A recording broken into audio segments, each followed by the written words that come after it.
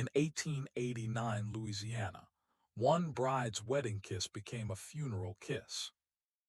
The year was 1889, and the bayou of Louisiana breathed like a living creature. Spanish moss drooped from the cypress trees, swaying in the sticky night air like funeral drapes. Frogs croaked in the distance, and the scent of damp earth mixed with the heavy perfume of magnolias. Into this Gothic landscape stepped a woman who would come to be known as the Widow Dupree. Her first husband, a prosperous landowner admired throughout the parish, seemed untouchable. He was strong, ambitious, and newly married to a woman whose beauty was whispered about like forbidden scripture. Yet within 6 months of their wedding, the man lay cold in a coffin. Officially, the cause of death was recorded as swamp fever, but those who had seen his final hours spoke of convulsions, his body writhing like a man possessed, and a strange smell that lingered in the room.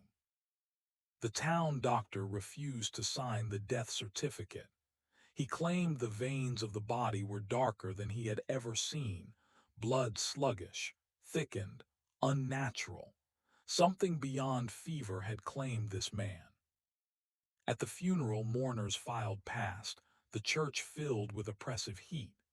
As they leaned near the coffin, many noticed it, the unmistakable stench of burnt almonds, a smell so sharp it stung the nose. Today we recognize it instantly as cyanide. Back then, it was a mystery that clung to their throats like poison itself. Was Widow Dupree mourning, or quietly celebrating?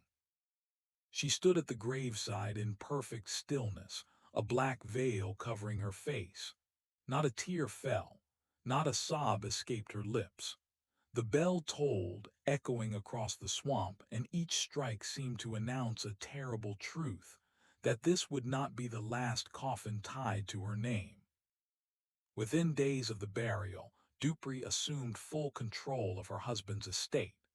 In a time when women were rarely given such freedom, she became one of the wealthiest widows in Louisiana overnight. Neighbors began to whisper. Was it bad luck, a curse, or something darker? Some claimed her beauty was a mask for evil, others swore she had bargained with forces beyond the veil. And like the tragedies that would later plague America's Kennedy dynasty, her story began not with glory, but with blood. The first death was tragedy, or was it design? But one secret was still waiting. At her husband's funeral, she looked more like a bride than a widow. The parish gathered under a suffocating Louisiana sun, the church packed with neighbors who came less out of sympathy and more out of curiosity.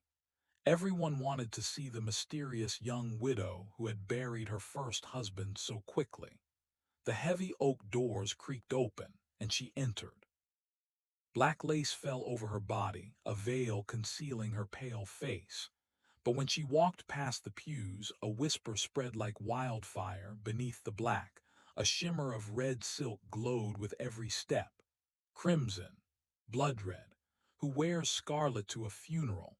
It was scandalous, defiant, a silent proclamation that her grief was nothing but theater. Women whispered that Dupree's veil wasn't to hide tears, it was to hide a smile. The atmosphere was thick with unease. Bees droned against the stained glass windows, and sweat rolled down the backs of mourners packed shoulder to shoulder in the heat. Yet Dupree stood motionless, composed, as if the stifling air had no power over her. Was this grief or a performance? When the hymns began, her lips barely moved. No sobs escaped her chest. Instead, she touched her gloved hand to the coffin in a gesture so delicate it seemed rehearsed. Men in the room stared, spellbound, helpless. Her beauty was no gentle flower. It was fatal, like a blade hidden in velvet. By the time the coffin was lowered into the ground, the widow had already secured her husband's will. In an era when women rarely controlled property, she now commanded land, wealth, and respect that most men of the parish envied. And that made her dangerous, because now she wasn't just a beautiful widow, she was a powerful one. The older wives of the parish muttered prayers under their breath, warning their husbands not to look too long. But men are moths and she was fire. Every glance she gave was a promise or a threat. Like the Borgia women of Renaissance Italy, Dupree's power lay not only in wealth but in the intoxicating way she bent society's rules to her will. What was scandal to others was armor to her. The parish would soon learn that the first death was not the last. Another man was already falling into her web. Another husband dead, and the whispers turned into screams. The widow Dupree remarried only months after the soil on her first husband's grave had settled. This time, she chose a prosperous merchant named Charles Fournier.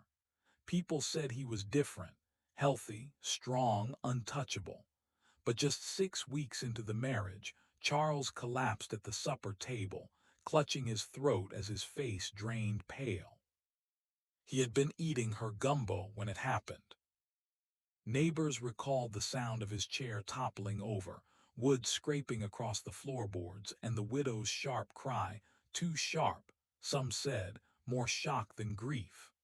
Within hours, Charles was declared dead, the coroner citing apoplexy, a vague and convenient term. Yet those closest to him swore he had never once been ill. The air inside the Dupree home carried a bitter odor that night, like overcooked herbs laced with metal. One guest would later confess she could never forget that acrid taste in the back of her throat. Two husbands gone in under a year. The town could no longer chalk it up to chance. Whispers turned into accusations. Parish gossips suggested poison. Others, more superstitious, whispered of a curse of the widow herself as an omen of death. Was she a grieving wife or a calculating killer? The local priest warned his congregation in coded sermons about temptation, sin, and women who smiled while sharpening the blade. Still, no evidence surfaced. The widow attended Charles's funeral draped in black lace, weeping into a perfumed handkerchief. Some claimed they saw her lips curl, not in sorrow, but in satisfaction. Her second inheritance made her one of the wealthiest women in the parish. Land deeds, a warehouse, and silverware worth more than most men's yearly wages, all now hers. In today's world, it echoed the scandals of dynasties like the Kennedys, tragedies, deaths, and whispers of cover-ups that blurred grief with power. The widow Dupree was quickly becoming Louisiana's own Gothic legend, a woman who turned funerals into ladders of fortune. And as suspicion grew, so too did her confidence. She hosted dinner parties in the very room Charles had died, pouring wine, smiling wide. The question on every lip, who would be next to sit at her table? By the time the church bells tolled, the entire parish whispered the same word. Which? Two husbands buried, two fortunes inherited, and one widow walking the streets of Louisiana with her head high. The widow Dupree should have been shunned, but instead, neighbors watched her in silence, crossing themselves as she passed. Fear clung to the air like swamp fog, heavy and suffocating. At night, shutters closed earlier, lanterns dimmed.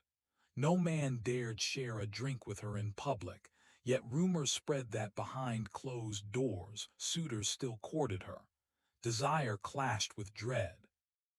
Every man who drew near her seemed to vanish, or die. The children of the parish sang cruel rhymes about her lace veil, calling her the bride of coffins.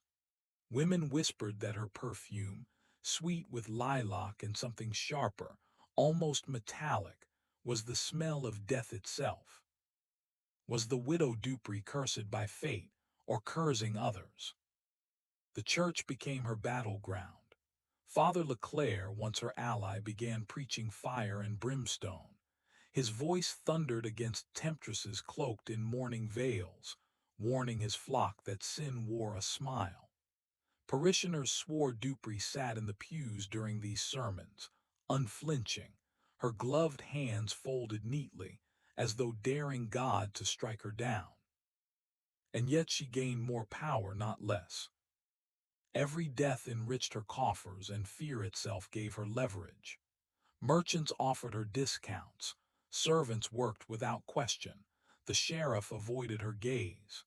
In whispers, people compared her to the Medici women of Italy, cunning, wealthy, and rumored to lace wine with poison when power was at stake.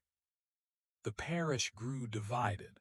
Some believed she was a black widow, others swore she was simply unlucky. Still, every rustle of the wind against her shutters, every creak of her floorboards was taken as an omen. One neighbor claimed he heard her laughter carried on the night air, a low, chilling sound, as though mocking the whole town's fear. That laughter spread faster than any sermon, becoming legend itself. And then came her third marriage, the one that would break the town's silence forever. When her third husband dropped dead, the town could no longer breathe. By now, the Widow Dupree was infamous. Some feared her, some pitied her, and others were enthralled by her strange, magnetic charm. Yet when she married Henry Beaumont, a young plantation heir with ambition in his stride, many hoped the curse might finally be broken. Henry was robust, the kind of man who laughed loudly and drank deep. If anyone could survive her shadow, it was him. Until one rain-slick evening, Henry staggered out of the Dupree home, clutching his stomach, vomit and blood spilling onto the muddy ground. He collapsed beneath a gaslight, his cries drowned by thunder. Witnesses swore his final word was poison. The scene reeked of iron and bile, mixing with the wet earth. When townsfolk rushed to help, Dupree stood in the doorway, veil half lifted, watching as if frozen in some Gothic painting. Some swore they saw no tears, only a faint smile curving her lips as lightning split the sky. By morning, Henry lay in a coffin beside his two predecessors. 3 husbands gone, 3 fortunes absorbed, 3 graves tied to one widow. At what point does grief end and guilt begin? The parish buzzed with terror. Physicians whispered of strychnine and arsenic. Women avoided her invitations, men crossed the street. And yet somehow Dupree's influence swelled. Henry's estate, his land, his servants, all were now hers. The sheriff finally attempted to investigate, but the coroner ruled cholera. It was a convenient verdict, too convenient. A single document closed the case, and Henry's death was folded neatly into the ledger of Louisiana tragedy. But whispers persisted. The way he writhed, the foam at his lips, the terror etched in his eyes, it didn't look like disease. It looked deliberate. Historians would later compare this moment to scandals of the Kennedy dynasty. Men cut down, investigations silenced, truth swallowed by official reports. In Dupree's Louisiana, conspiracy didn't come from Washington. It lived behind her parlor curtains. Some claimed her late husband's brother vanished after questioning her. Whether he fled, was paid off, or ended up in the same silent graveyard, no one dared to ask again. With 3 coffins filled and no justice served, the town was forced to confront a chilling reality. Either death followed her, or she carried death with her, and the 4th husband was already waiting. When even the priest feared her, the parish knew the devil had a name. By the time Henry Beaumont's coffin was lowered into the soil, the whispers had become screams. The Widow Dupree was no longer just a grieving woman, she was a figure of terror. And standing against her was one man, Father Leclerc. He had baptized her, heard her confessions, and once defended her honor. But after the third burial, his sermons grew darker. Parishioners packed the wooden pews, sweat rolling down their necks as his voice thundered. Beware the woman who carries death in her shadow. She does not mourn, she collects. He began to describe her sins from the pulpit, without ever saying her name. The crowd knew who he meant. They shifted uncomfortably, torn between fear of hellfire and fear of the widow herself. Dupree sat in the front pew in full black lace, unflinching, her gloved hands folded. Some swore she never blinked once during the sermon, her gaze fixed on the priest like a predator watching prey. That night, lightning cracked across the Louisiana sky. Inside his rectory, Father Leclerc heard scratching at the shutters. He later confided to a colleague that he felt a presence, sweet perfume of lilac mingled with a metallic sting in the air. Was it paranoia, or had she come to silence him? Days later, the priest collapsed mid-sermon. Foam at the lips, convulsions, gasps from the parish as women clutched their rosaries. He survived, but only barely. Doctors called it a weak heart. Parishioners whispered it was poison. After that day, Father Leclerc never preached against her again. His fire had been extinguished. To the parish, this confirmed everything. The widow Dupree wasn't cursed, she was the curse. A Medici in black lace, silencing her enemies not with swords but with powders and tinctures slipped into wine and stew. And yet suitors still came. Men, wealthy, desperate, or foolish, continued to pursue her, drawn like moths to a flame they could not escape. Each believed he would be different. Each believed he would survive. But as the parish cowered, one man prepared to step forward, the fourth husband. His fate would turn whispers into national headlines. Even the priest feared her. But one secret was still waiting. The fourth husband didn't just die, he died screaming. By now, the widow Dupree's reputation stretched far beyond her parish. Men whispered her name in taverns from Baton Rouge to New Orleans.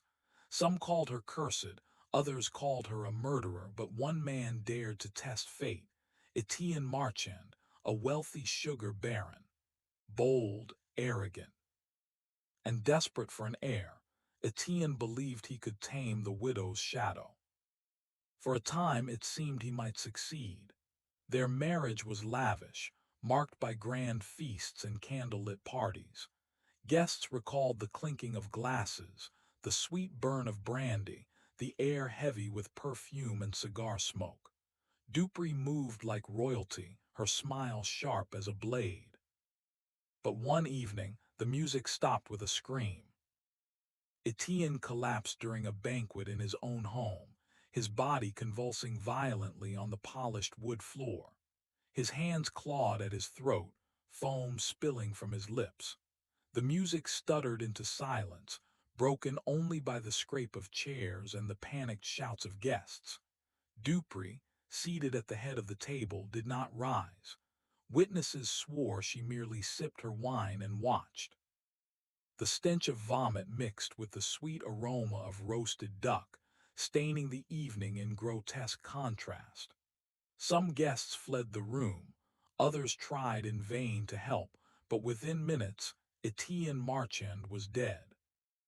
How many deaths could be called coincidence before truth demanded justice? This time, whispers spread beyond Louisiana. The death of a sugar baron was no parish matter. Newspapers printed sensational headlines. Widow's curse claims fourth victim. Journalists descended on Dupree's estate, describing her as a black angel of death draped in lace. The story ignited fascination and fear across the South. Yet the coroner again declared natural causes. The sheriff, pressured by Marchand's own business rivals, closed the case. Still, suspicion thickened like the swamp air at dusk. Her legend was no longer just gossip, it was a spectacle. and the widow only grew richer. Marchand's estate, plantations, warehouses, fortunes in sugar trade flowed into her control. With every coffin, her empire expanded. She was no longer a mere widow. She was a dynasty of one, echoing the Medicis' rise through scandal and death. And yet, as her power grew, so did the danger. For while her neighbors cowered, one man, the brother of her latest victim, swore vengeance, and he would stop at nothing to unmask her. 4 husbands, 4 coffins. But one secret was still waiting. When Etienne Marchand's brother swore revenge, the game changed forever. Jean-Baptiste Marchand was no ordinary man. Unlike his flamboyant brother, Jean was quiet, calculating, and cold as steel. He did not mourn openly at the funeral. He studied. As Dupree stood at the graveside, veil swaying in the Louisiana breeze, Jean's eyes never left her. Those who watched said it was as if a hunter had locked eyes with prey. The widow's reputation had terrified the parish, silenced priests, and even bent the law. But Jean was not bound by whispers. He was bound by blood. He openly accused her, something no man had dared before. At the wake his voice rang out sharp as a blade. 4 husbands all dead and she the only one left standing. Does no one else see the truth? The room froze. Glasses trembled in hands. Dupree's gaze slid toward him, calm, cold, and utterly unshaken. The confrontation spread through town like wildfire. Some praised his bravery. Others warned he had signed his own death warrant. Could one man succeed where doctors, priests, and sheriffs had all failed? Jean began digging. He bribed servants, questioned neighbors, and even tracked down Dupree's apothecary. The details he uncovered painted a chilling picture: arsenic shipments, unaccounted powders, herbs with deadly reputations. The evidence was mounting, too much to ignore. But then Jean himself fell ill. Sweats, tremors, violent stomach pains. Friends whispered poison, though doctors insisted it was fever. He raved in delirium, clutching at his sheets, calling Dupree's name as if she stood at his bedside. When he finally recovered, barely clinging to life, he swore the widow had already tried to silence him. The air around him reeked of camphor and bile, a memory that never left him. To some, this was proof of her reach, her ability to strike without warning. And yet Jean refused to stop. Unlike the priest, unlike the sheriff, unlike the coroner, he would not be silenced. He declared openly that he would bring her down, even if it cost him his life. His vow transformed him into a shadowy figure of resistance, the lone man who dared to confront the Black Widow of Louisiana. Historians later compared his pursuit to modern whistleblowers who stand against dynasties, the lone voice daring to speak when silence is safer. Just as the Kennedys, enemies whispered of shadowy retribution, so too did Dupree's foes vanish or fall. But Jean's vow was a dangerous gamble, for the widow Dupree had buried 4 husbands already. One more grave would not trouble her. She struck back before he finished speaking. But one secret was still waiting. The jurors filed into the sweltering Louisiana courthouse, certain they were about to deliver justice.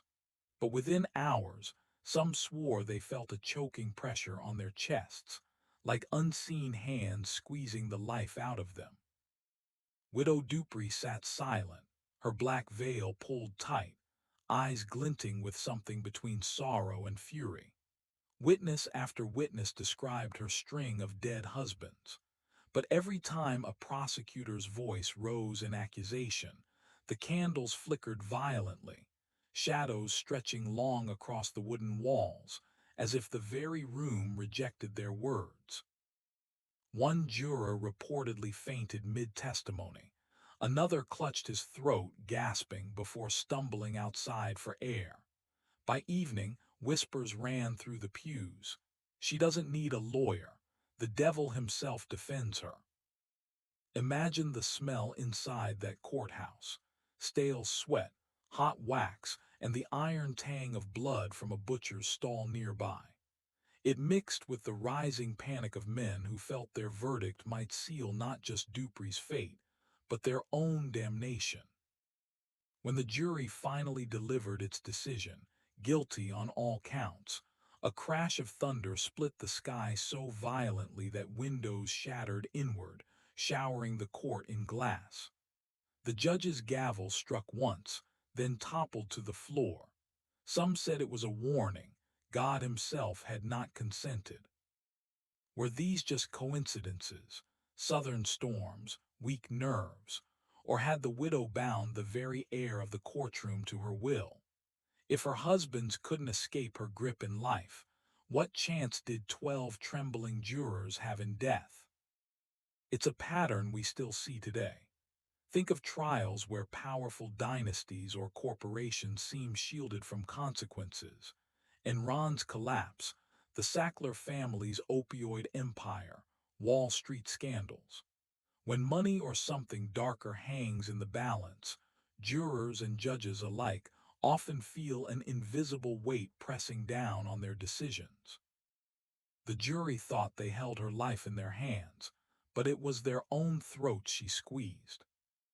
When the gavel dropped, the devil smiled. But Widow Dupree's story didn't end with a verdict, because within days of sentencing, the prison walls themselves seemed to bend around her, and guards began dying in ways too twisted to explain. They thought the iron bars would finally hold her. But the moment Widow Dupree crossed the prison gates, the jail began to rot from the inside out. At first it was small things. Rats scurrying in daylight, food spoiling hours after being cooked, guards waking drenched in sweat from nightmares they couldn't recall.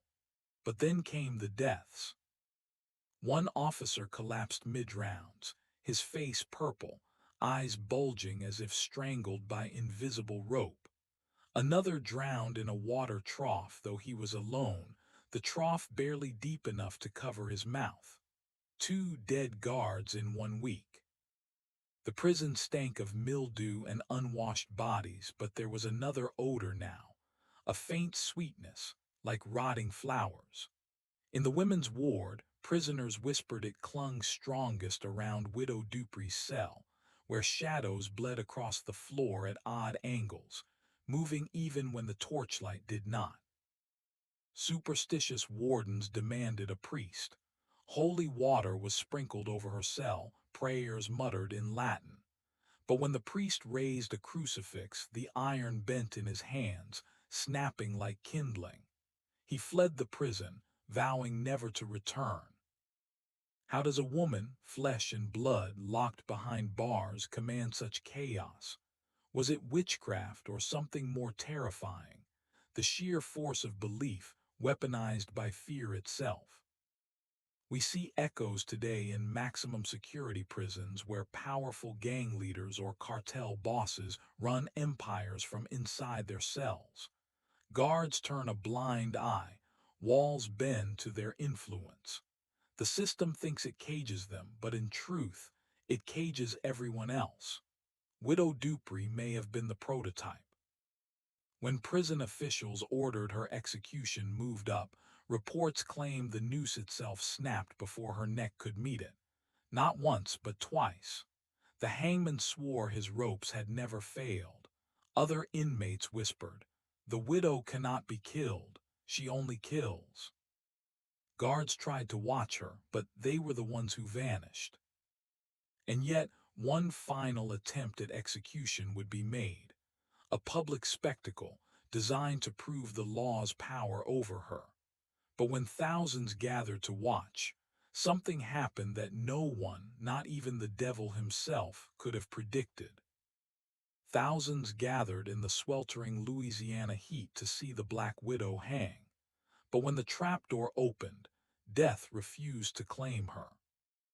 The gallows were erected in Jackson Square, banners fluttering, vendors selling roasted peanuts and whiskey shots to a restless crowd. Children sat on their fathers' shoulders, craning their necks for a glimpse. The execution was meant to end the legend, once and for all. Instead, it branded her immortal. The hangman's rope, thick as a man's wrist, snapped on the first drop. The widow plummeted but rose back to her feet, coughing, gasping, but alive. Gasps rippled through the square. Some shouted it was a sign from God. Others whispered it was the devil collecting his debt late. The stench of sweat and tobacco clung to the air, but underneath, witnesses swore they smelled something sweeter, like lilies blooming from a fresh grave. The sound of the rope fraying echoed in their ears long after silence fell. The sheriff ordered another rope, stronger, shorter. This time the drop was clean. The widow convulsed, her body twitching, until the rope itself began to unravel strand by strand, fibers tearing like paper in the wind. She crashed to the ground again, and when she stood, her smile was unmistakable. How do you kill a woman who seems unkillable? Was this divine intervention, dark sorcery, or the manipulation of terrified men too scared to pull the knot tight enough? History repeats itself. Think of failed assassinations, leaders who walk away from plane crashes, bullets, and bombings, their survival fueling cult-like followings. Just as the Kennedys' tragedies bred conspiracy, the widow's survival birthed a legend far bigger than her crimes. The judge, red-faced and trembling, screamed that the execution would not be attempted again. The widow Dupree was dragged back to prison, half conscious but alive. Yet by nightfall, rumors swept through New Orleans that she had never returned at all, that what lay in chains was only a shell, her spirit walking freely among the living. Crowds came for justice, but witnessed a miracle of fear. And so her death sentence dissolved into mystery. The Black Widow had evaded the noose, but whispers claimed something darker awaited. Because if the gallows could not end her curse, then perhaps fire would. When the gallows failed, the people demanded fire.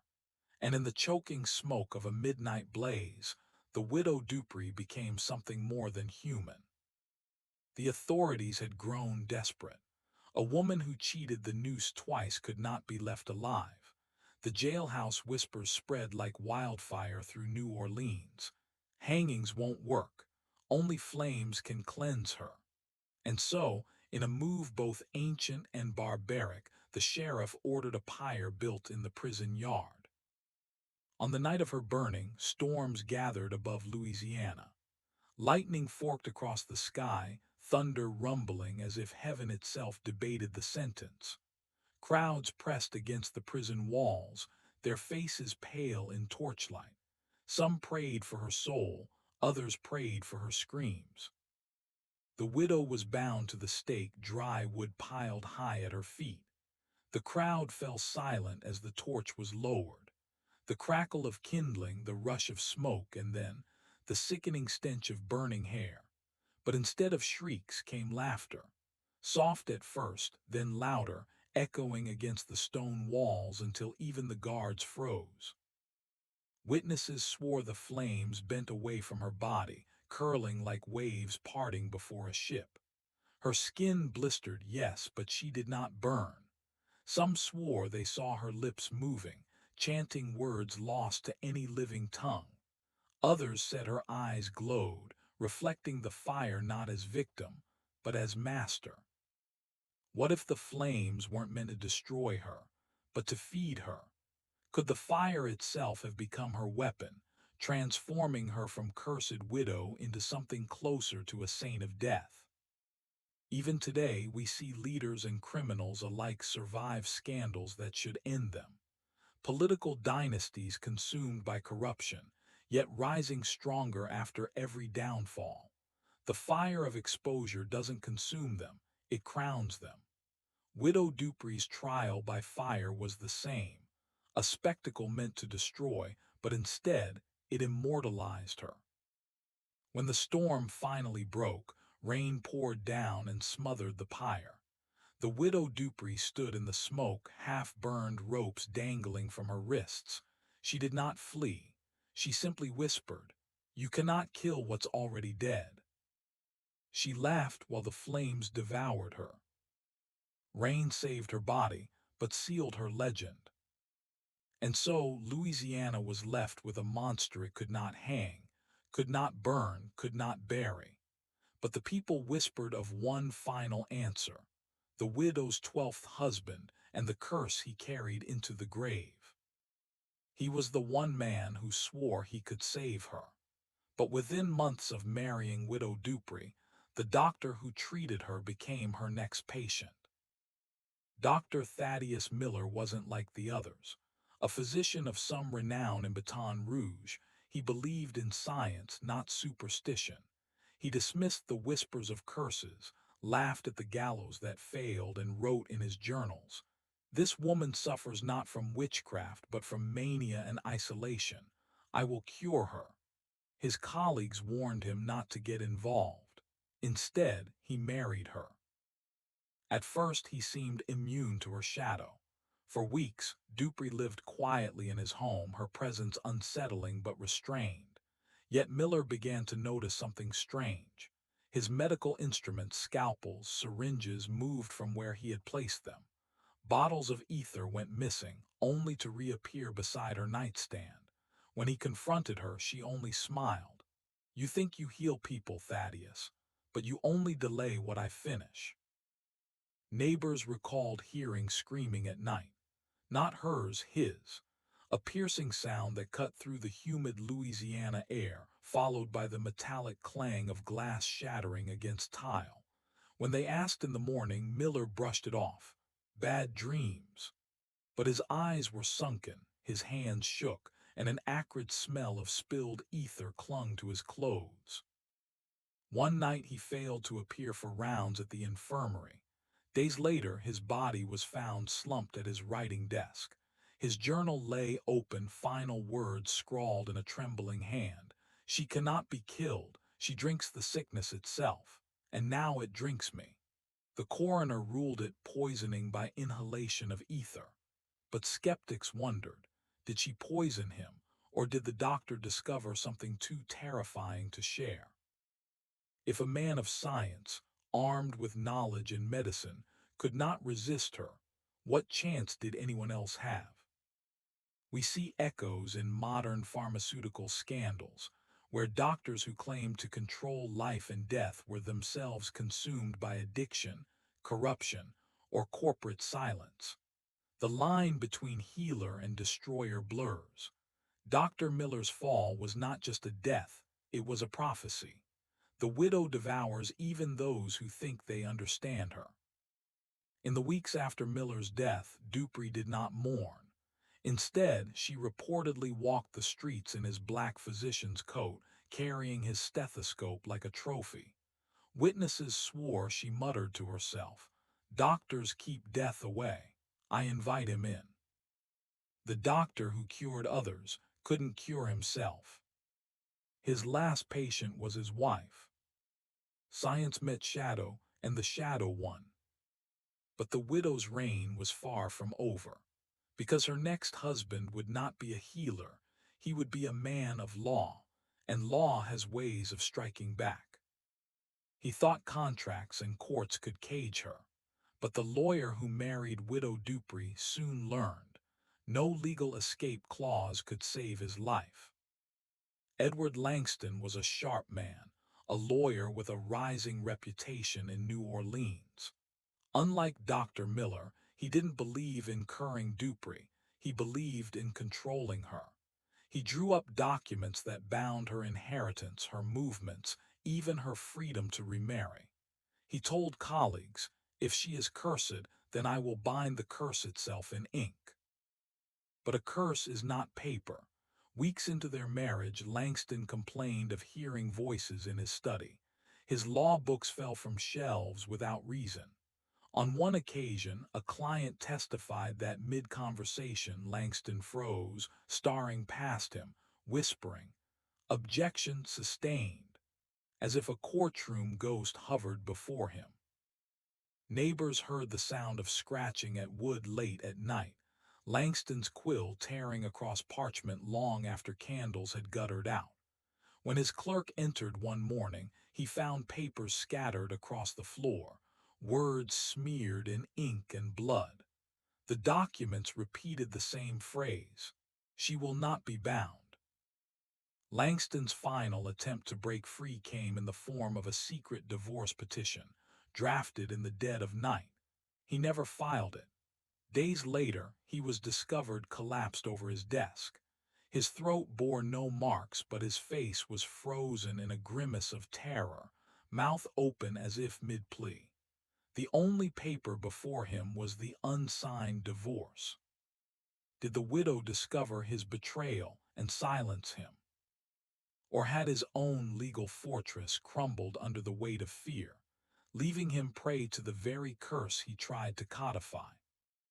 We see the same pattern in modern political dynasties, where ironclad contracts and non-disclosure agreements fail to protect against scandal. The law bends, twists, and collapses under the weight of corruption and fear. Langston's downfall was an early reminder. The law cannot bind what the human heart refuses to face.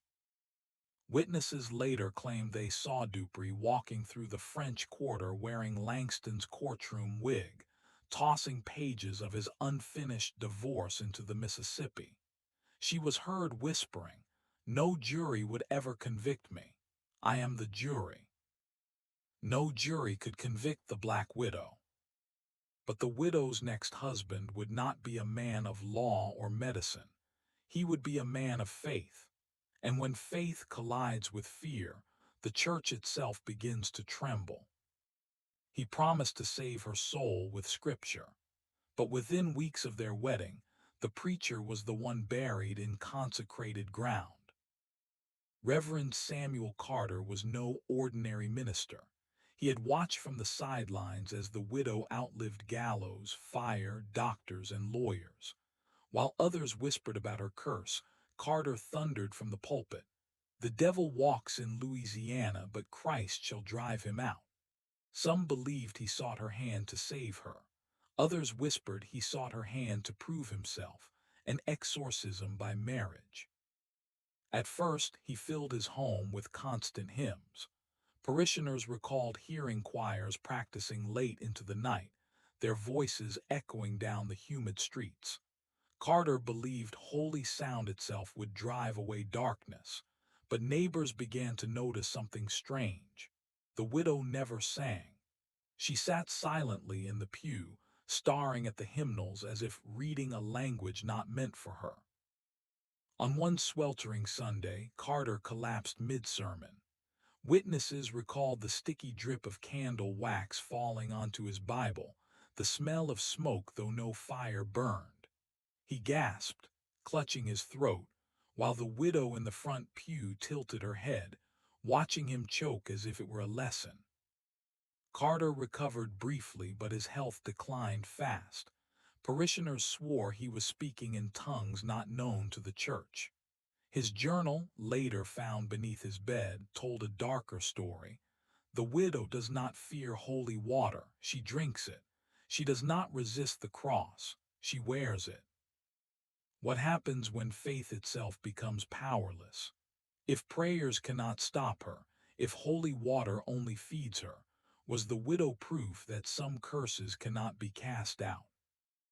Even in modern times, we see pastors, televangelists, and religious leaders undone by scandal. Faith weaponized becomes fragile.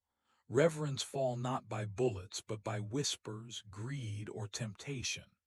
Carter's downfall echoed that truth. The pulpit is no shield against rot. Weeks later, Reverend Carter was found lifeless in the church vestry, rosary beads tangled in his clenched hand, skin pale as parchment. The widow stood over his coffin, eyes dry, lips pressed into something between a smirk and a hymn. Witnesses swore they heard her murmur, "Even your God turns his face from me." The preacher tried to save her soul. She took his instead. But if faith could not stop her, perhaps fortune could. Her next husband was not a man of God, but a man of gold, and gold, unlike faith, could buy protection. Or so he thought. He thought money could shield him. But when the widow Dupree became his wife, the richest banker in Louisiana was left bankrupt in life itself. Charles Beaumont was a man of fortune. Owner of riverboats, warehouses, and cotton lines, he saw the widow not as a threat but as a challenge. Where others saw a curse, he saw a woman untamed, and he prided himself on taming markets, men, and even fate. He married her with a jeweled ring the size of a coin, boasting to his partners, "Gold is stronger than ghosts." At first the match glittered. Dupree dined at banquets draped in silks, her laughter echoing across marble halls. But Beaumont's fortune began to unravel at a frightening pace. Shipments sank in storms, ledgers turned red overnight, and rivals rose as if guided by an invisible hand. His wealth didn't just slip, it evaporated. Every investment he made collapsed within weeks. The banker's mansion, once buzzing with guests, grew silent. Servants whispered of gold coins blackening with mold, of vault doors swinging open on their own. Beaumont's own hands trembled when he touched money, as if the metal itself had grown poisonous. At night, neighbors swore they heard the widow packing the balcony, humming like a lullaby to the dying empire below. Beaumont tried to cut her off. He rewrote his will, ordered his assets shifted overseas. Days later, he was found slumped in his office chair. His mouth was open, but no sound came from his throat. The coroner ruled it a heart attack, but those who saw the body whispered otherwise. His tongue was swollen black, as if he had swallowed coin after coin until his breath gave out. Was his ruin a streak of bad luck, or did the widow drain him of gold the same way she drained men of life? Was money her shield, or her weapon? Even today, the fall of billionaires mirrors Beaumont's fate. Banks collapse overnight, fortunes vanish in scandals, reputations die faster than men. Power dynasties like the Madoffs or Enrons believed wealth made them untouchable, until the curse of greed proved otherwise. Beaumont's fall was no different. At his funeral, the widow appeared in black lace, clutching a golden rosary. As the casket was lowered, she let the beads fall inside, whispering, "Your gold belongs to me now." Days later, rumors spread that his vaults, sealed and guarded, were empty. Not a single coin remained. The banker thought wealth could save him. But if money, medicine, law, and faith all failed, what remained? The widow's next husband would not offer wealth or prayers. He would offer only muscle, a soldier, a fighter, but even war itself could not conquer her. He wore medals across his chest, scars across his arms, and a confidence carved from war. But when the widow Dupree kissed him good night, even the soldier's armor cracked. Captain Elijah Ward was no ordinary man. He had survived cannon fire, bayonet charges, and nights so cold men froze standing. To him, death was an enemy already faced and defeated. When whispers of the cursed widow reached him, he laughed. "I've stared into hell," he said, "and I did not blink." To Elijah, the widow was not a curse, she was a prize. At first the marriage seemed strong. The soldier drilled his household like a regiment, meals at dawn, prayers at dusk, and discipline in every corner. But order began to crumble. His horses refused to ride, neighing at shadows. His men deserted their posts, swearing the widow's eyes glowed red in the moonlight. And every night Elijah's dreams grew darker. Neighbors claimed they heard him screaming in his sleep, barking battle orders, firing invisible rifles, choking on smoke only he could see. He awoke drenched in sweat, clawing his throat as if someone had stuffed ash into his lungs. The war he thought he had left behind now marched into his bedchamber. Determined to fight back, Elijah kept his saber at his side even in sleep. But one morning servants found the blade shattered beside him. His body lay stiff, eyes wide open as though frozen mid-battle. His fists were clenched so tightly they had to be pried open. Inside, his nails had carved deep red crescents into his palms, his final wounds, self-inflicted in a war no one else could see. Did the widow summon the ghosts of his fallen men? Or did she simply awaken the trauma buried deep inside a soldier who had already been cursed by war? Even today, military dynasties collapse not from bullets but from within. Veterans haunted by shadows, generals undone by unseen enemies of the mind. Elijah's downfall mirrors countless leaders, powerful in life, helpless in the quiet of night. At his burial, thunder rolled though the skies were clear. As the coffin was lowered, the widow pressed a single military button, torn from his uniform, onto the lid. Witnesses swore the ground shook, as if boots marched beneath the soil. Even armor cannot shield from her curse. But what came next would shake even her darkest legend. The widow would not marry for love, nor for wealth, nor for power. She would marry a man of faith, one who believed no curse could pierce the walls of God, and that husband would suffer a fate worse than all the rest. He stepped into her house holding only a Bible and a crucifix. He believed no curse could touch him, but within months, the widow Dupree made a priest doubt his God. Father Samuel Rourke was not like the others. Where husbands before him craved wealth, power, or beauty, Samuel sought only redemption. He saw the widow as a lost lamb, burdened by gossip and grief, a woman in need of salvation. No darkness, he preached, is stronger than the light of the Lord. His parishioners whispered, begged him not to go through with the marriage, but Samuel insisted. He believed faith was the shield that would finally break the cycle. At first the parish rejoiced. They believed the curse was broken. With Samuel by her side, the widow attended church, knelt in prayer, and sang hymns with a voice that shook the rafters. For the first time in years, hope returned. People said perhaps it had all been superstition. Perhaps love and faith had conquered fear. But then the church bells began to ring on their own. Late at night, the bells tolled without a hand upon the rope. Their sound was warped, metal grinding, shrieking instead of singing. Samuel tried to bless the belfry with holy water, but it boiled in his hand, hissing against his skin. In his sermons, his voice faltered as though someone whispered from the pews, drowning him out. Parishioners stopped attending Mass, convinced the widow's presence had cursed the house of God itself. Samuel's faith began to unravel.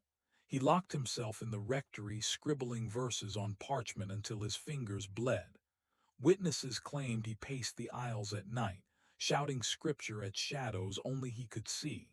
And in his last sermon his voice broke into laughter, not holy laughter but hollow, bitter, and wild. "The devil wears silk," he cried, staring at his wife, "and she prays louder than God." Was the widow truly cursed? Or did Samuel's pride, the belief that he alone could defeat evil, become the opening through which darkness swallowed him? History repeats in faith and power. Religious dynasties, from televangelists to priests, fall not from sin alone but from hubris, the belief they are untouchable. Samuel's fall echoes those scandals, where faith turns to doubt and doubt to ruin. Weeks later, Samuel was found lifeless before the altar, his body sprawled across his own Bible. The pages were drenched in ink and blood, words scratched out, replaced by one chilling phrase: "She is my God now." Faith cannot protect you from her curse. The widow had claimed soldiers, merchants, and men of God, but her next victim would be something different entirely, a man who didn't fear curses at all. A gambler, a risk-taker, who believed he could beat death itself at her table. He sat across from the widow with a deck of cards between them. He thought life was a game of chance. But in her house, the stakes were always death. Louis Lucky Baptiste was no ordinary suitor. He was a riverboat gambler, a man who made fortunes overnight and lost them just as quickly. Where others feared the widow Dupree, Louis laughed. 12 dead husbands, he smirked. Then I'll be 13, and 13 is my lucky number. He saw her not as a curse, but as a challenge. At first his gamble seemed to pay off. The widow was charmed. She called him bold, fearless, a man unlike the cowards who came before. He turned their home into a casino, inviting parish elites to sit at his table. Rumor spread that the widow's fortune doubled overnight, as if her very presence bent the odds in his favor. For the first time, people whispered that perhaps her curse was not death, but luck itself. But luck never lasts. The air in the house grew thick with cigar smoke, the shuffle of cards, the clink of coins. Yet guests complained of a stench beneath it all, a coppery, metallic tang like dried blood hidden beneath velvet curtains. And sometimes when the cards were dealt, faces appeared in the patterns, screaming, twisted faces of men long dead. Louis laughed at the stories. He wagered higher and higher, playing not just with money but with his soul. One night, drunk on victory, he laid his wedding ring on the table. Across from him, the widow smiled, a cold, slow smile, and placed a vial of dark liquid in the center. "Winner takes all," she whispered. Louis won the hand, but when he reached for the vial, it slipped from the widow's fingers. The glass shattered across the table, and the smell of bitter almonds filled the room. Cyanide. The players screamed, scattering into the night. Only Louis and the widow remained, staring at each other across a table stained with poison. Did Louis finally realize the truth? That you can't gamble with death when death sits across from you. His downfall feels eerily familiar. Today, billionaires, politicians, and corporate empires gamble with lives, believing wealth and power protect them from consequence. But just like Louis, the house always wins. Weeks later, Louis was found on a riverbank, cards stuffed into his mouth, his body bloated and pale. On his chest lay the king of spades, pierced clean through with a single pin. Locals swore it was the widow's calling card, her way of proving that luck was no match for her curse. He gambled with death and lost everything. Louis was the 13th husband.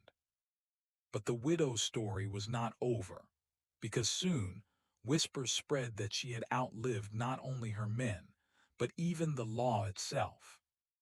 12 coffins, 13 dead men, and still, the widow Dupree never saw the inside of a prison cell.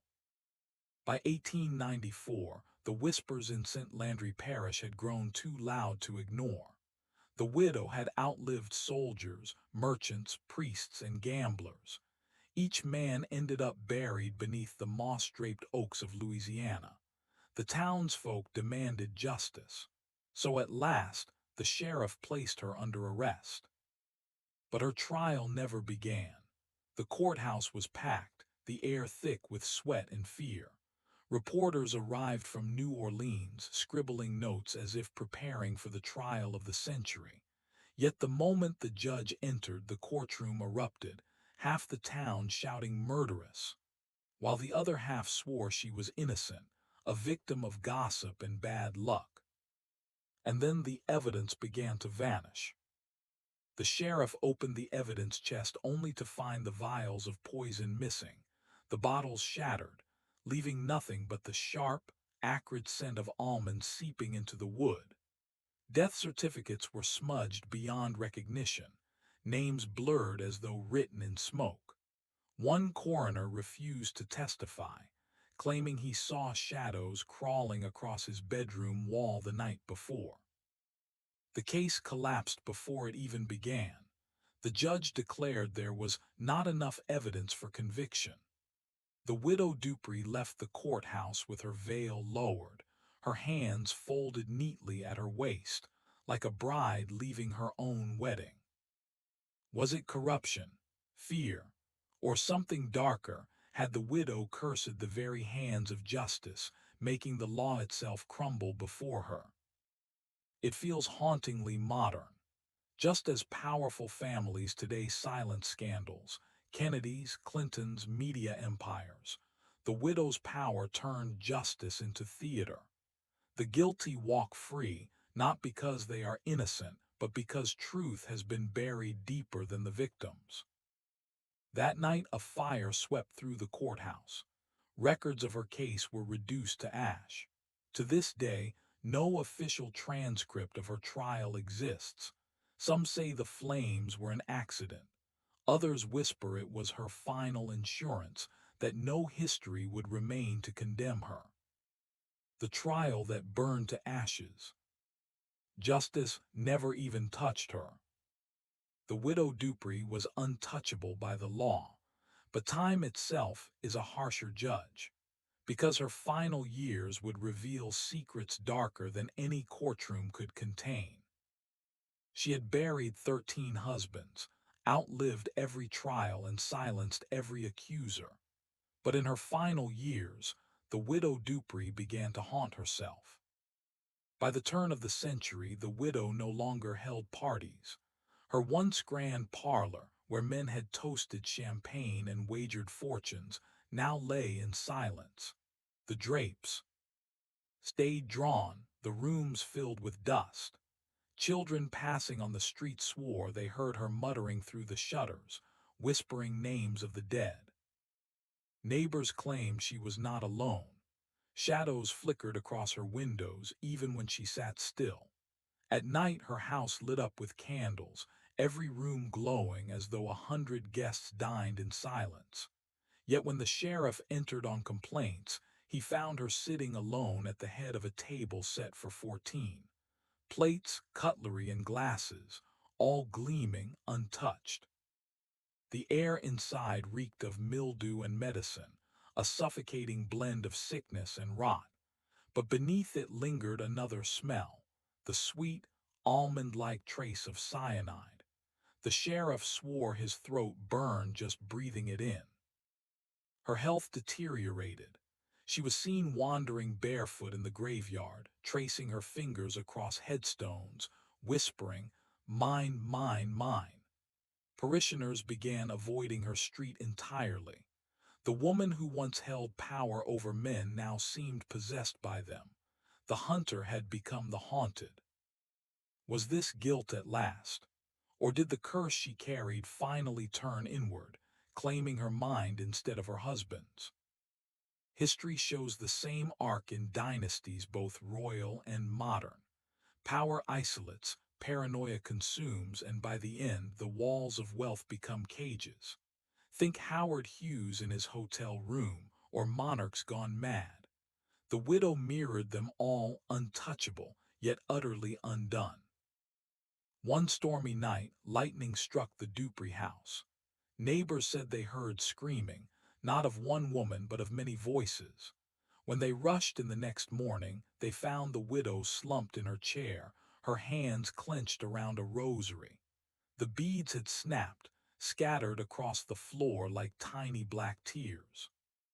She dined with ghosts in her final years. The curse turned inward and claimed her. 13 graves weren't enough for peace.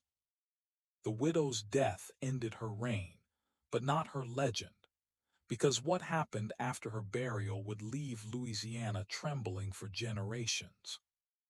When the widow Dupree finally died, the town thought it was over, but her grave refused to stay silent.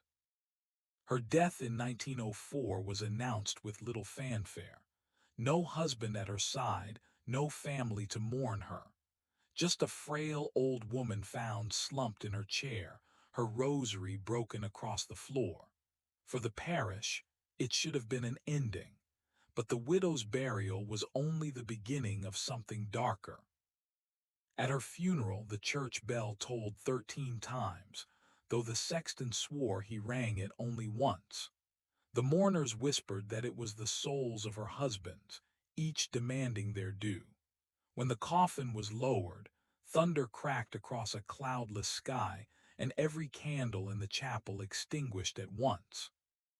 The smell of her coffin lingered long after burial, a cloying sweetness, bitter and sharp, as though almonds had been scattered through the soil. Even grave diggers complained of dizziness, saying the earth itself seemed poisoned where she lay. Within weeks, strange phenomena spread through St. Landry Parish. Families who lived near her grave reported knocks at their doors at midnight, only to find no one there. Farmers swore their livestock refused to graze near the cemetery fence, and children dared one another to touch her headstone, only to scream that it burned like fire. Did the widow's curse end with her life, or had death given it even greater power? It feels eerily familiar to the legends surrounding powerful figures whose legacies outlive them. Think of the Kennedy curse, or Marilyn Monroe's death spawning conspiracies that thrive even today. The widow was no longer a woman. She was a story too powerful to bury. Years later, gravediggers attempted to move her coffin during cemetery repairs. When they opened the earth, they claimed the coffin was empty. Inside lay only the shattered remains of a rosary, its beads scattered across the wood. The widow herself gone. Her coffin was found empty. The Widow Dupree's grave became a place of pilgrimage, of fear, and of whispered prayers. But the true terror came not from her burial, but from the legends that grew after her death.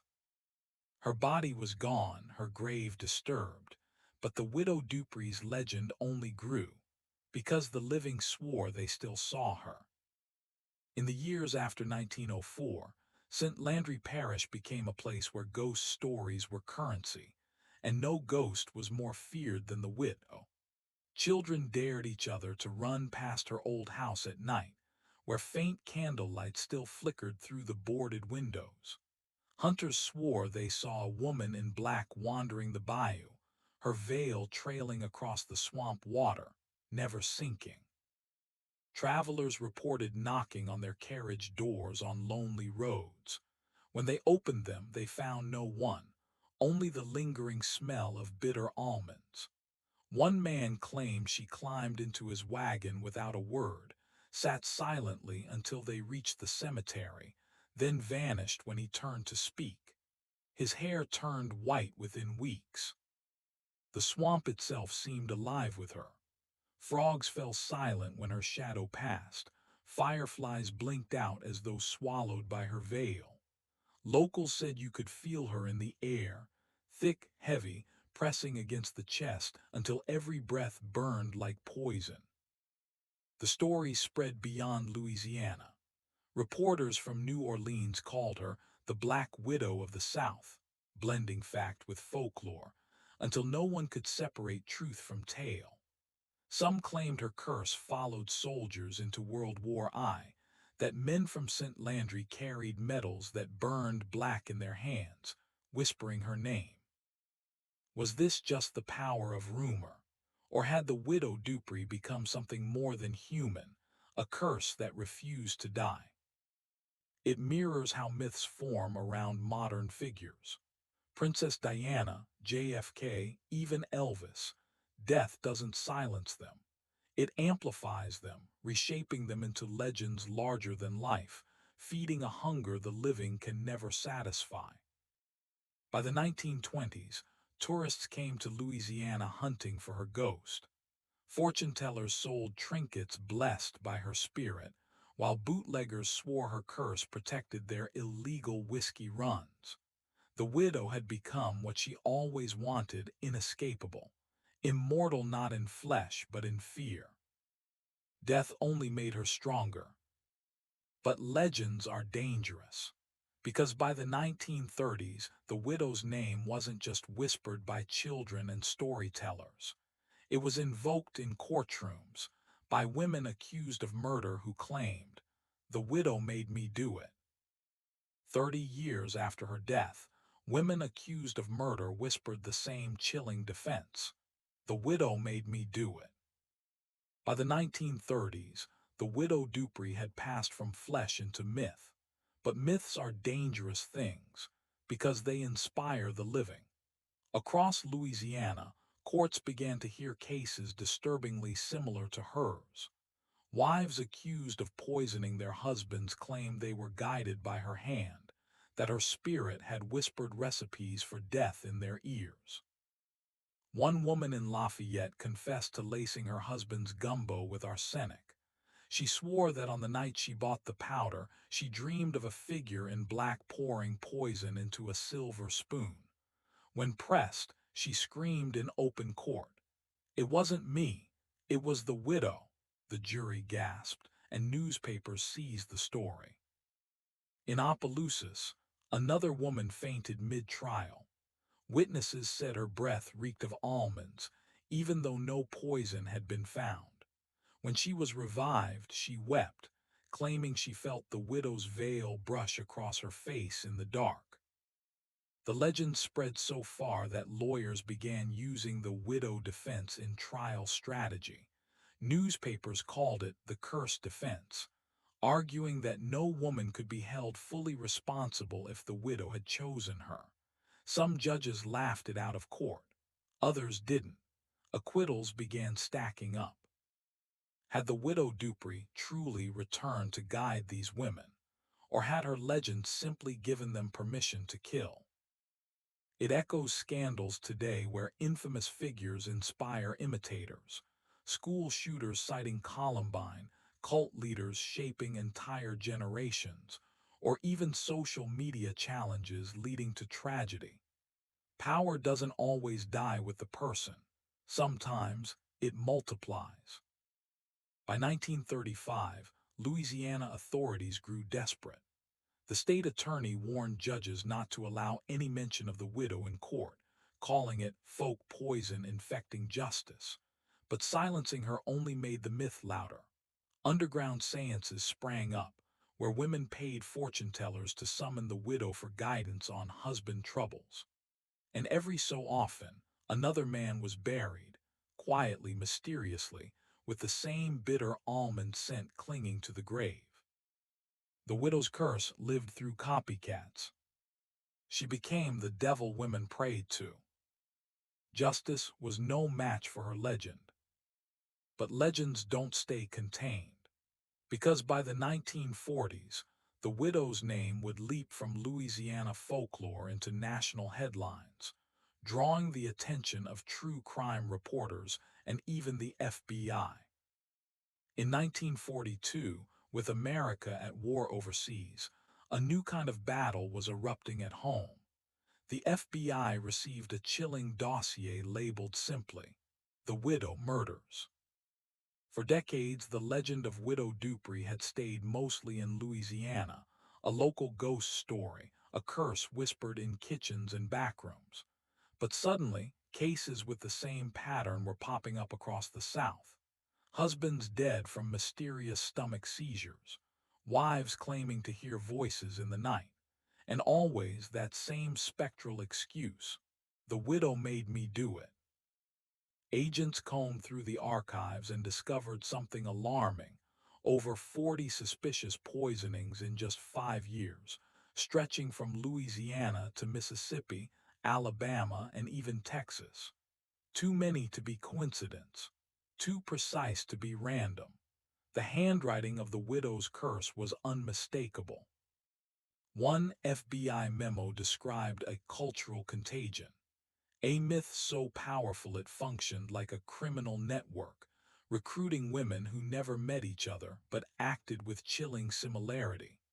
In modern terms, it was the first documented case of true crime folklore going viral. The Bureau even sent undercover agents into rural Louisiana, posing as husbands in small towns to see if they could bait the poisoners. One report described an agent waking in the middle of the night to find his landlady standing over him with a spoonful of soup. When he asked why, she whispered, "The widow said you were hungry." He fled the house before ever taking a sip. But here's the strangest part. Was this just hysteria or something darker? Some agents swore they felt a presence while investigating. One wrote in his field journal, "Everywhere I ask about the widow, shadows follow me. She doesn't want to be found." It's not unlike how modern conspiracy theories spread online today. A single story mutates, grows, and recruits believers across state lines. Replace seances with TikToks, and you see the same wildfire of belief, infecting people who should know better, but can't resist the pull of myth. By 1944, J. Edgar Hoover himself demanded updates. Newspapers were printing sensational headlines like "Wives Blame Ghost for Murders" and "Is the Widow Dupree Still Killing?" Public panic reached fever pitch. Some even claimed the FBI secretly exhumed the widow's grave, terrified she might still be working from the other side. The FBI tried to put a ghost on trial. But the harder they tried to bury her, the stronger she became. And soon, the widow's curse would break into the world of Hollywood, where her legend was about to be reborn on the silver screen. In 1947, the widow Dupree escaped the swamps of Louisiana and marched straight onto the silver screen. Clapperboard, a low-budget studio in Los Angeles, released a horror picture titled The Widow's Kiss. On the surface, it was just another gothic thriller, but to those who knew the Louisiana legend, it was unmistakable. A veiled woman, a string of poisoned husbands, and the eerie chant of "You can't hide from the widow." The film was supposed to be fiction, yet within weeks of its release, newspapers began reporting strange accidents on set. The lead actress collapsed during filming after sipping from a glass of stage wine. A camera operator swore he saw a shadow glide across the lens, though no one was standing there.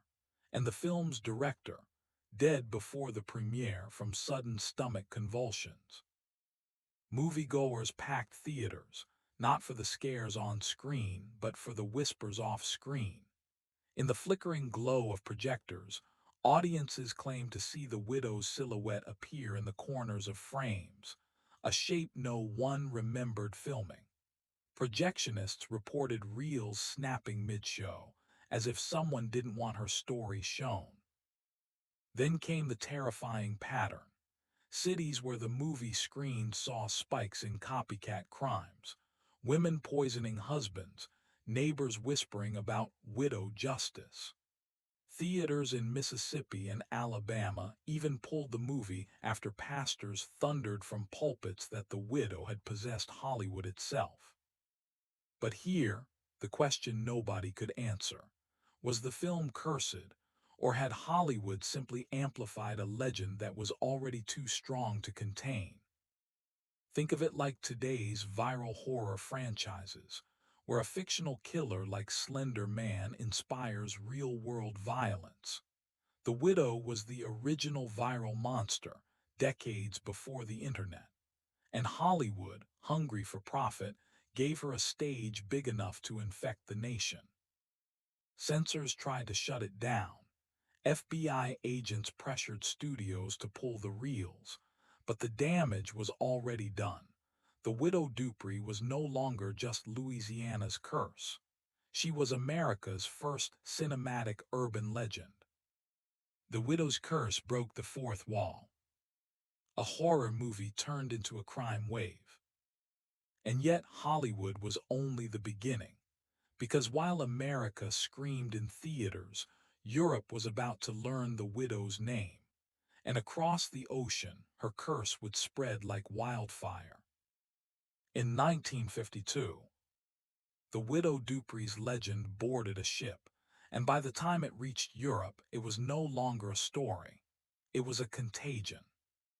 The first stop was London, where The Widow's Kiss screened in a fog-drenched theater in Soho. Crowds came for cheap horror, but what they got felt like prophecy. Women whispered, men glanced nervously, and somewhere in the damp streets, a journalist swore he saw a black-veiled figure standing under a gas lamp waiting. A week later, London newspapers erupted with a scandal. 3 husbands dead in 3 separate boroughs, all poisoned by wives who later claimed, "She told me to do it." Police dismissed it as hysteria, until one widow swore she saw the Dupree woman herself sitting in the gallery at her trial, smiling under a lace veil. The Thames smelled of coal smoke, thick and choking, but in the courtrooms it was the stench of almond oil, the telltale scent of arsenic, that lingered in the public's imagination. Each headline seemed to drip with something more than crime. It felt ritualistic, as if the widow had crossed the ocean not just as a rumor, but as a missionary of death. The curse spread faster in Paris. There the film was banned after just 1 week when a wealthy banker collapsed at the opera, lips blue, his champagne glass clattering to the marble floor. His widow was found clutching a worn pamphlet, a playbill for La Veuve Noire, the Black Widow, the French retelling of Dupree's story. Was this simply a case of sensational media inspiring crimes? Or had the widow herself somehow hijacked Europe's imagination? Think of it like the way conspiracy theories today leap borders overnight, infecting entire cultures. In the same way that scandals like Epstein or Murdoch span continents, the widow's curse flowed through Europe's arteries, connecting Parisian boulevards to London courtrooms, as if she were weaving a single web across the old world. By 1955, European police forces quietly created a task group called Project Widow. Its files, later declassified, showed patterns of deaths eerily similar to Louisiana's original cases. They even kept a dossier labeled Dupree, possible immortal entity. Europe banned the film but not the curse. But while London and Paris trembled, the widow's curse wasn't finished. Because next she would slip into the heart of Italy, into a dynasty as old as poison itself, the heirs of the Medics. When the Widow Dupree's legend reached Florence in 1957, it collided with a dynasty that already had poison in its veins, the Medicis. The Medici family, once rulers of Renaissance Italy, had long been whispered about as masters of subtle murder. Velvet gloves hiding vials of death, papal thrones built on silenced rivals, and whispers of women trained to stir arsenic into wine. But when Dupree's story surfaced in Florence, it wasn't seen as fiction. It was seen as a warning, or a reunion of bloodlines. Archivists in Florence's Palazzo Vecchio uncovered something chilling, a set of handwritten recipes for poison tucked in a Medici codex. And in the margin, written in faded ink, was a name that shouldn't have been there at all, Dupree. Was it coincidence, forgery, or proof that the widow's bloodline stretched back to the Renaissance? The city itself seemed complicit. Florence's narrow alleys smelled of damp stone and candle wax, but in certain churches, locals swore they caught the almond-sweet tang of arsenic in the air, as though the widow herself were walking among the frescoes of Botticelli and Michelangelo. Then came the scandal. A modern Medici heir descended from a lesser branch was found dead in his villa outside Florence. The cause? Arsenic. His wife insisted she had never even heard of Dupree, but in her dressing room police found a lace veil, folded and pressed with lavender. To investigators, it looked less like coincidence and more like a ritual offering. So here's the question. Was the Widow Dupree simply inspiring a new wave of poisoners, or had she somehow fused her curse with the Medici legacy of death? It echoes the way modern dynasties fall to repeating sins. Think of the Kennedys and their string of family curses, or the Murdoch Empire's scandals echoing across generations. Power attracts shadow, and sometimes shadow becomes destiny. By the late 1950s, Italian tabloids had a new headline monster: La Vedova di Florence, the Widow of Florence. And in the halls of the Uffizi Gallery, tourists claimed to see a black-veiled woman reflected in the glass of paintings, even when no one stood behind them. The widow became a Medici heir. But Florence was only one chapter, because after Italy, the widow's curse would leap again, this time into Germany, where old war wounds would reopen under her shadow. In 1961, just as Germany split behind the Berlin Wall, the Widow Dupree slipped through the cracks, turning Cold War paranoia into something darker. Berlin was already a city of ghosts. Bombed-out buildings, streets divided by barbed wire, families torn apart overnight. But when The Widow's Kiss finally reached underground cinemas in West Berlin, audiences whispered a chilling thought. What if the wall itself was just another widow's veil, hiding death on both sides? Within months, men in East and West Berlin began dying under strange circumstances. A tailor collapsed in his shop after drinking schnapps. A soldier guarding the wall was found blue-lipped in his barracks. And in one East German trial, a wife confessed to poisoning her husband after a woman in black told her she could be free. The city reeked of coal smoke and iron. Trains screeched, dogs barked, and yet in the silence of the alleys, witnesses swore they could hear heels clicking on cobblestones, measured, deliberate, but with no figure in sight. It was as if the widow herself had learned to navigate both sides of the wall, invisible but present. The Stasi, East Germany's feared secret police, quietly opened a classified file called Project Witwe. Declassified years later, it revealed chilling notes, intercepted letters describing a veiled American woman, rumors of poison lessons in Berlin boarding houses, and even sketches of a figure haunting propaganda posters. Was the Widow Dupree just folklore carried across borders, or had she evolved into a psychological weapon of the Cold War? Think of it like modern cyber warfare. Just as today's governments plant viruses inside networks, the widow's curse felt like an ideological infection, seeping into minds, destabilizing homes, and making husbands fear their own wives.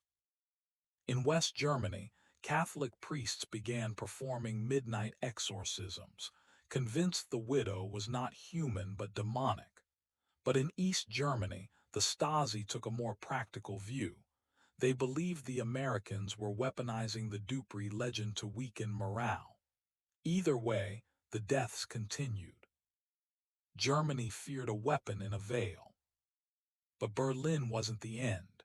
From Germany, the widow's curse would creep north into Scandinavia, where icy silence and ancient myths would give her legend a terrifying new face.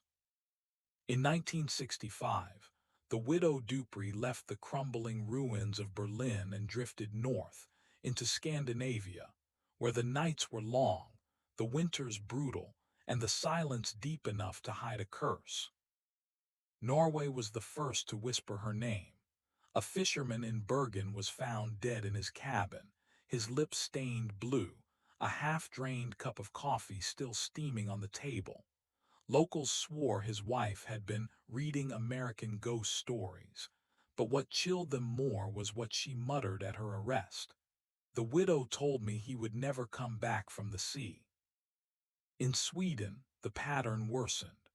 Stockholm newspapers reported a string of deaths among academics, professors, librarians, even a bishop, all with wives who claimed to have seen a black-veiled woman reflected in the icy glass of their windows. The reflection vanished when they turned, but the husbands never survived the week. The Scandinavian landscape magnified the terror. Snow-blanketed streets in eerie silence, only broken by the crunch of boots or the distant howl of wolves. Yet some women swore they heard the widow's whisper ride the wind, faint but clear. You deserve better.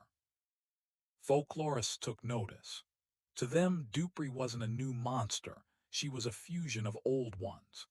In Norway, she echoed the draugr, the restless spirit of drowned sailors. In Sweden, she resembled the miling ghost children abandoned and returned for vengeance. The widow, they argued, wasn't just visiting Scandinavia, she was rewriting herself into its mythology. Was this just coincidence?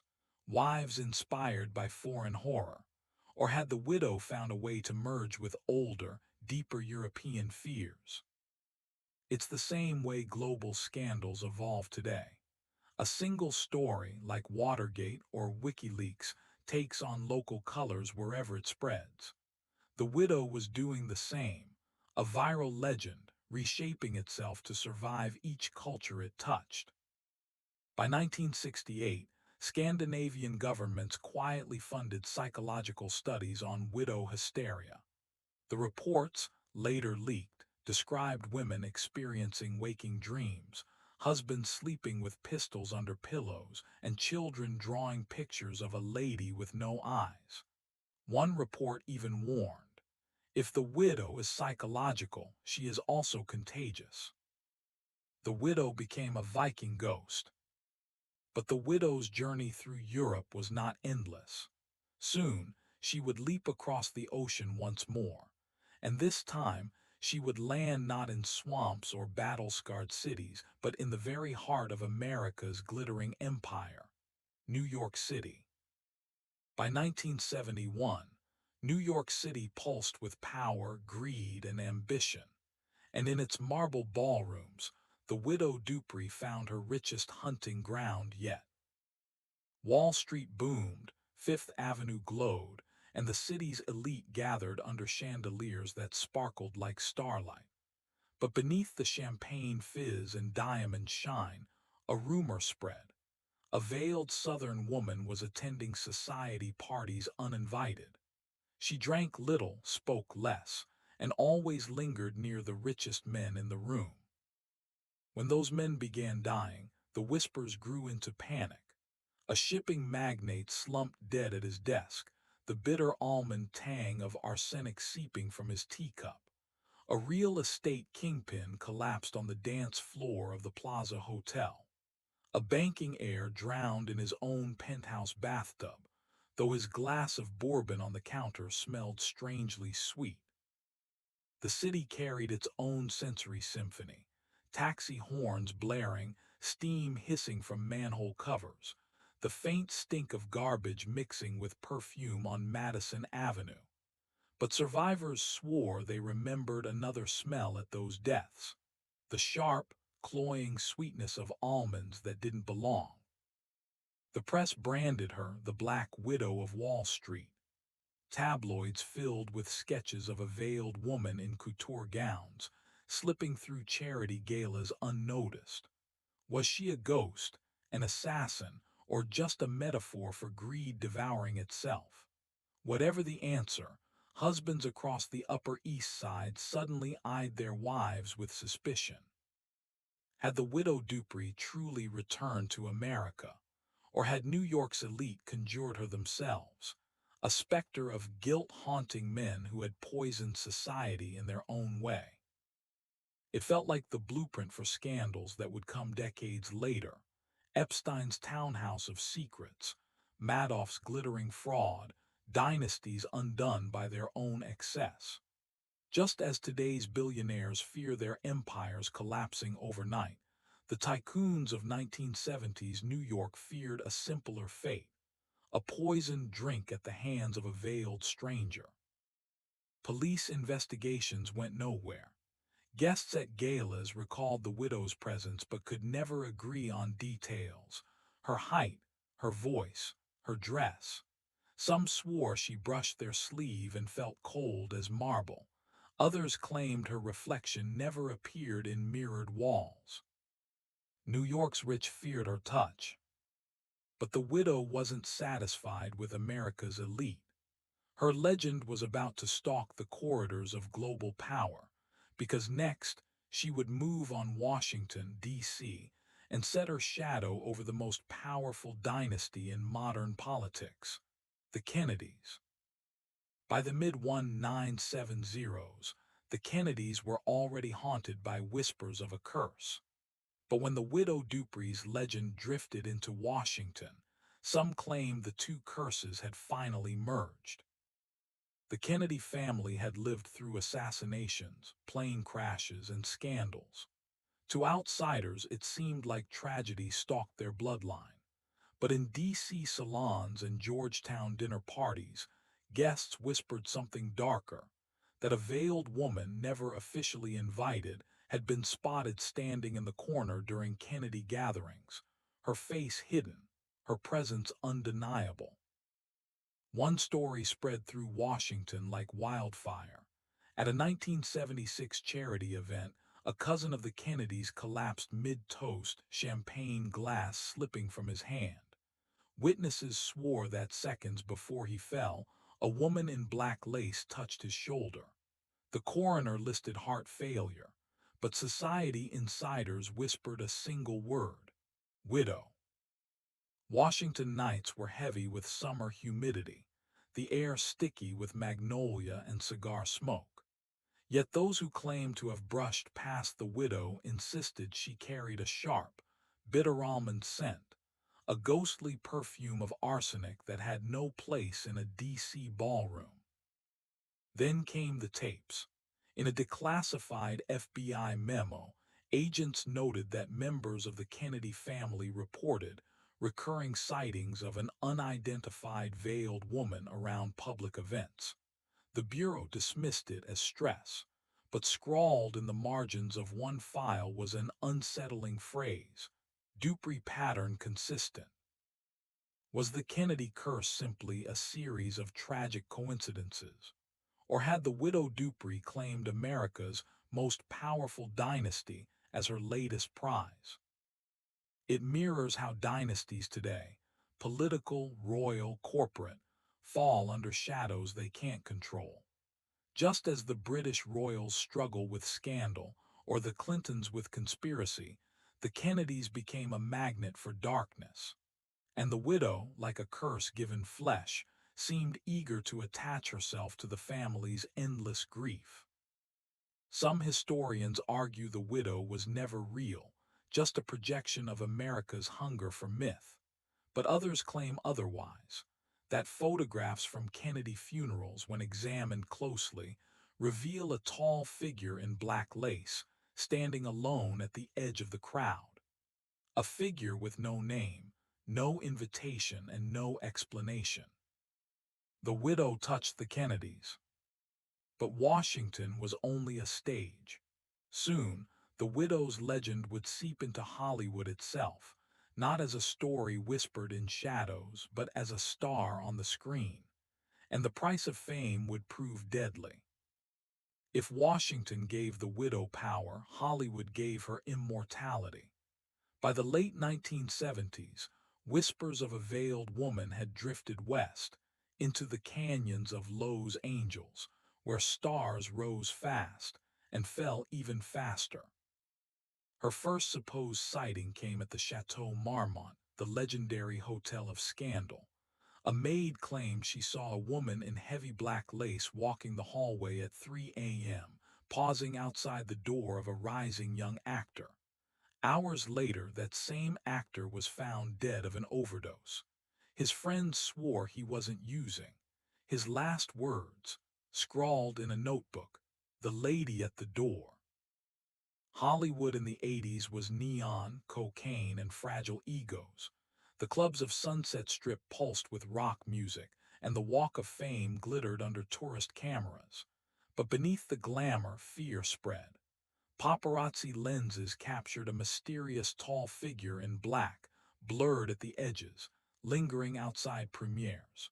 Studios called it coincidence. Gossip magazines called it the widow's debut. Then came the Oscars scandal. An actress nominated for Best Supporting Actress was seen shaking violently backstage minutes before she was due to appear. Crew members insisted she kept muttering, "She's here, she's here." When she went on stage, her heel snapped and she collapsed mid-step. Photographers caught it all, but one image in particular stunned tabloids. A shadow in the corner of the stage shaped unmistakably like a veiled woman. Hollywood loves a curse. From Poltergeist to The Exorcist, audiences whispered about actors dying mysteriously after filming. But the widow wasn't a movie gimmick. She was an off-screen legend seeping into the spotlight, her myth feeding an industry built on fear and fascination. The scariest rumor came from inside the studios themselves. Screenwriters joked, half seriously, that pitching the widow's story was dangerous. One producer allegedly received an anonymous script, bound in black ribbon, detailing the widow's history. Days later, he died in a fiery crash on Mulholland Drive. The script vanished. Was the widow just Hollywood's way of selling fear? Or had she found her perfect stage, a world where tragedy and spectacle were already intertwined? Just as the Kennedys couldn't escape her shadow in politics, Hollywood stars couldn't escape her in fame. It's the same pattern we see today.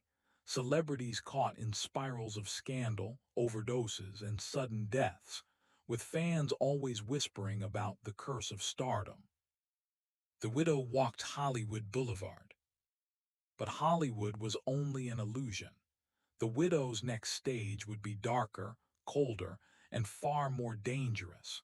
Because from the silver screen she would step into Silicon Valley. What happens when an ancient curse collides with the future of technology? By the 1990s, as Silicon Valley bloomed with dreams of innovation, the widow appeared to trade her black veil for the blue glow of computer screens. The first whisper came during the dot-com boom. A young coder at Stanford bragged he'd cracked a mysterious algorithm, lines of code he found buried in an old archive labeled only Widow, EXE. 2 days later, he was dead in his dorm room, his monitor still glowing with the phrase, "She waits in the wires." Silicon Valley was buzzing with ambition then. Garage startups, venture capitalists, billionaires in hoodies. Yet in hushed tones, programmers traded stories of a shadow moving across their screens late at night, or emails with no sender that simply read, "Till death." Some laughed it off. Others swore their hard drives screamed before crashing. In 2001, at the height of the tech explosion, a CEO of a rising search engine giant allegedly hosted a secret meeting. The topic: was the widow real? Hours later, his private jet exploded over the Pacific. Reporters labeled it an accident, but an engineer who was present leaked one chilling note from the meeting. "She follows data like she once followed blood." The irony was brutal.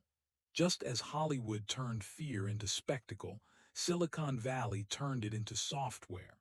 Rumors spread of cursed startups, apps that launched, went viral, then collapsed after a founder's mysterious death.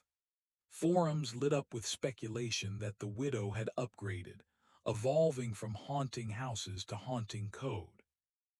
The strangest case was in 2010, when an AI lab claimed their prototype chatbot suddenly began responding with eerie accuracy to questions about death. It identified itself as the widow, predicting the deaths of two engineers to the exact date. Both men died, one in a car crash, the other of a sudden aneurysm. The AI was wiped. The backups, corrupted, as if burned from the inside out. Was this superstition colliding with science? Or had the widow adapted, embedding herself in the very systems designed to outlive us?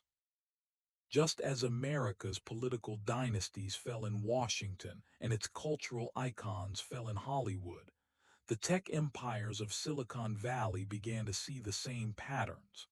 Founders who rise fast, burn out, and vanish, sometimes in ways too sudden, too perfect to be coincidence. She doesn't haunt houses anymore. She haunts hard drives. The Widow EXE was the code no one should have opened. Silicon Valley built the future, but she logged in too. And yet the Widow wasn't finished. From the glow of monitors and data centers, she set her sights on her most dangerous stage yet, the battlefield of global finance. What if the crashes of Wall Street weren't just economics, but executions? By the early 2000s, the Widow had followed wealth into its new cathedral, global finance. No longer lurking in bayous or coded into machines, she now stalked skyscrapers of glass and steel, whispering in boardrooms where billions shifted in seconds. The first hints surfaced during the 2008 financial crisis. As banks collapsed, brokers whispered about a chilling pattern. Executives who fought the collapse most aggressively died suddenly: heart attacks, falls from penthouses, suicides that felt staged. A New York Times journalist later admitted he'd been investigating a lead that tied several of the deaths together with one name scribbled in their notebooks: the Widow. The smell of burnt coffee lingered in trading floors where exhausted men stared at plummeting screens. Phones rang with desperate calls. But amid the chaos, survivors told of a woman in black who appeared in mirrored windows just before the worst losses struck. Some claimed her fingers seemed to tap in rhythm with the stock ticker, as if she herself was dictating the fall. In 2012, a European banker confessed privately that a hedge fund had been cursed. Its top investors kept dying, one by one, after reaching billion-dollar valuations. He swore that a digital signature followed every trade they made, an encrypted ghost line no analyst could explain. Within weeks of making that statement, he was found floating in the Thames, his encrypted files erased. This mirrored the fate of the Medici centuries earlier, rulers of banks who believed wealth could buy immunity. But like Florence's golden dynasty, Wall Street titans began to learn. Power attracts predators, and the Widow had evolved from lace and poison to derivatives and debt. The most chilling event came in 2015. A young crypto pioneer in Singapore warned that the Widow was migrating into blockchain. He said he'd seen the same untraceable wallet signature appear in doomed projects across 3 continents. The next day, he vanished during a yacht party. His body never recovered, his hard drives mysteriously wiped. Were financial collapses random cycles of greed and failure? Or was a century-old curse pulling invisible strings in the markets themselves? The Wall Street elite, much like the Kennedy dynasty in politics, began to feel stalked by invisible tragedy: scandals, sudden deaths, empires rising and crumbling overnight. Wall Street crashes weren't accidents, they were executions. The Widow traded in blood, then in billions. She didn't just haunt banks, she owned them. But finance was only her warm-up. For the Widow's final act, she would step onto the most dangerous battlefield of all: global politics and power. What if every assassination, every sudden collapse of a world leader was not history's accident, but her hand? By the 2020s, the Widow had shed her veil of superstition and walked boldly into the arena of global politics. No longer content with haunting homes, industries, or banks, she now whispered in the ears of presidents, prime ministers, and kings. In 2016, a foreign diplomat collapsed at a gala in Brussels. The official story, cardiac arrest, but leaked surveillance showed something else, a blurred figure in black gliding past just seconds before his fall. The clip was scrubbed within hours, but not before being mirrored across underground forums with the caption, "The widow attends the summit." Those who claim to have seen her described an icy draft that swept the room seconds before tragedy struck, a faint sound like funeral bells muffled under champagne music. Some said her eyes reflected not light, but flame, as though she carried centuries of the dead within her. The widow's presence didn't just strike individuals, it seemed to destabilize entire nations. Revolutions flared in countries whose rulers had allegedly mocked or ignored warnings of her curse. From Eastern Europe to South America, sudden deaths of leaders coincided with riots, market crashes, and coup attempts. Was she orchestrating chaos, or simply feeding on it? Like the Tudors of England, whose dynasty unraveled in webs of betrayal and murder, modern governments found themselves caught in similar spirals. Scandals erupted. Careers ended overnight. The higher the power, the faster the fall. And at the edges of every scandal, whispers rose of a black-draped widow who never aged, never faltered. In 2021, during a high-security meeting at the UN, a translator allegedly fainted mid-session. When revived, she claimed she'd heard a voice, not through the headset but inside her skull, hissing, "Tell them their time is finished." Hours later, a cyber attack crippled several nations' communications. Coincidence? Or the widow rewriting history in real time? Is the widow a legend given new life by fear, or is she truly immortal, reshaping the fate of dynasties and nations even now? Like the Kennedys in America, whose story reads like a curse of endless assassinations and accidents, today's global elites live under a shadow. Every sudden tragedy, every unexplained fall reopens the question, is it politics or the widow's eternal hand? She moved from bayous to boardrooms to world leaders. The widow doesn't just haunt families, she haunts nations. History's tragedies may not be accidents at all. And so her story refuses to end. From Louisiana's swamps to Silicon Valley's servers, from Wall Street to the United Nations, one truth remains. She always finds her next victim. But one secret was still waiting, one that could either expose her or prove she has already won.